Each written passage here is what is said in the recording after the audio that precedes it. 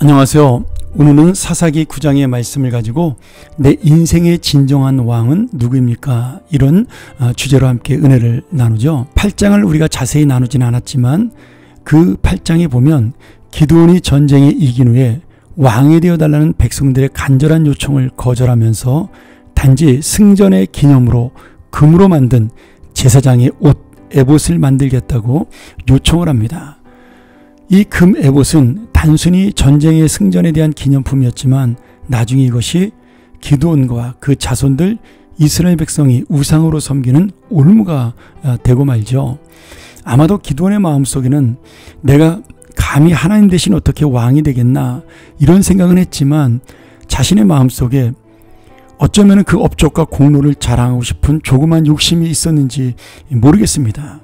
그래서 그 욕망의 열매가 결국 금 에봇이 되어 나타났고 이 금 에봇을 우상으로 섬겼던 이스라엘 백성은 다시 하나님의 뜻을 따라가지 못하고 기드온이 죽은 후에 우상 숭배에 빠지게 됩니다. 그리고 이 죄의 열매는 결국 기드온의 여러 아들 중 첩의 아들이었던 세겜 족속 아비멜렉의 동족 상잔의 비극으로 나타나게 됩니다.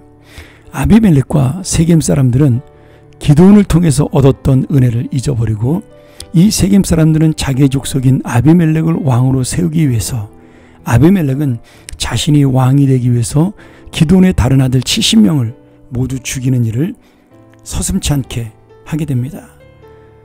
결국 이것이 눈으로 보이는 에봇을 섬겼던 그리고 우상으로 생각했던 에봇의 올무고 그리고 욕심의 덫이 나타난 증거죠. 아비멜렉이란 이름의 뜻이 아버지는 왕이시다 이런 말씀입니다. 사실 이 말씀의 의미 속에 뭐가 들어있어요?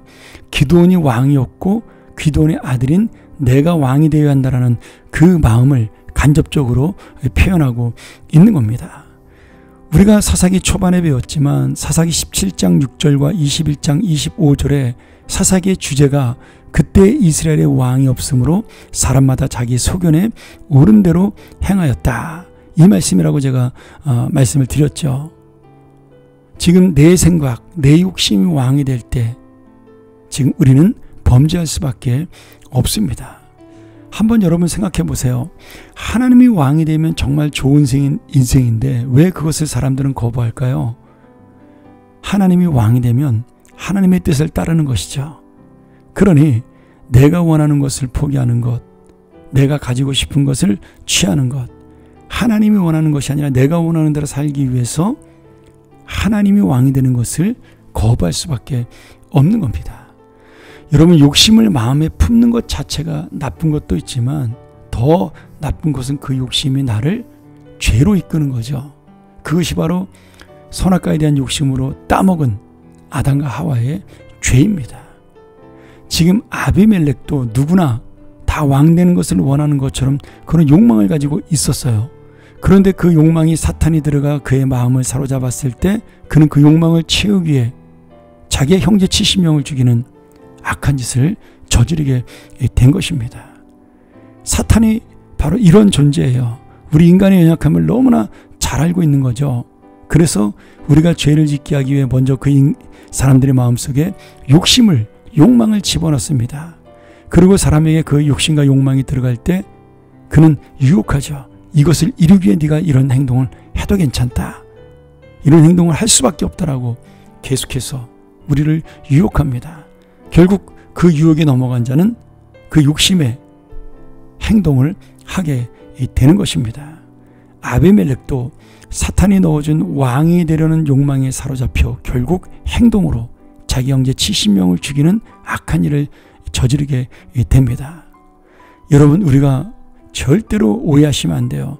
내가 왕이 된다고 착각을 하지만 사실은 욕망의 종이 되는 것이고 사탄의 종이 되는 겁니다. 우리가 왕이 되는 것을 하나님이 기뻐하신다면 당연히 왕으로 세우지 않겠습니까? 내가 부자가 되는 것을 기뻐하신다면 당연히 부자로 세우지 않겠어요? 우리를 위해서. 그것이 하나님이 우리를 사랑하는 방법입니다. 그런데 우리를 위해서 하나님이 왕으로 세우지 않는 것이고 우리를 위해서 하나님이 부자로 만들어주지 않을 수도 있는 겁니다. 하나님이 나보다 나를 더 사랑하시고 잘하시기 때문에 내가 이런 욕망에 사로잡히지 않도록 지금 나의 삶을 인도해 주시는 거죠.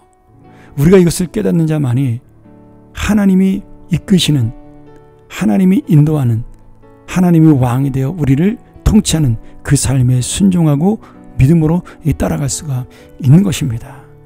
사랑하는 여러분, 오늘 우리의 왕, 내 인생의 진정한 왕은 누구일까요? 하나님이 왕이 되지 않는 인생은 결국 자신의 욕심과 욕망이 왕이 되고 사탄이 왕이 됩니다. 그래서 내 마음대로, 내가 원하는 대로 살고 싶어 하는 것이죠. 여러분, 오늘 다시 한번 진정한 믿음의 길을 가기 위하여, 또 하나님이 기뻐하시는 길을 가기 위하여, 그것이 축복된 인생을 깨닫기 위하여 오늘 우리의 왕이 누구인지, 내 인생의 진정한 왕이 누구인지, 하나님만이 왕이라는 사실을 깨닫고 오늘 하루도 힘있게 살아가는 믿음의 인생 되기를 간절히 축원합니다. 함께 기도하죠. 하나님 아버지, 우리 인간의 마음속에는 누구나 마음대로 살고 싶어하고 누구나 내 욕심을 채우기를 원하는 왕되고 싶은 욕망이 숨겨져 있습니다. 그때마다 하나님의 뜻 앞에 머리를 숙이고 주님이 왕이라는 사실을 깨닫고 다시 한번 하나님의 은혜 가운데로 나아가는 진정한 믿음의 사람, 그리하여 하나님과 함께 진정한 왕 노릇하는 그런 귀한 믿음의 인생들이 되게 하여 주옵소서. 예수님의 이름으로 간절히 기도합니다. 아멘.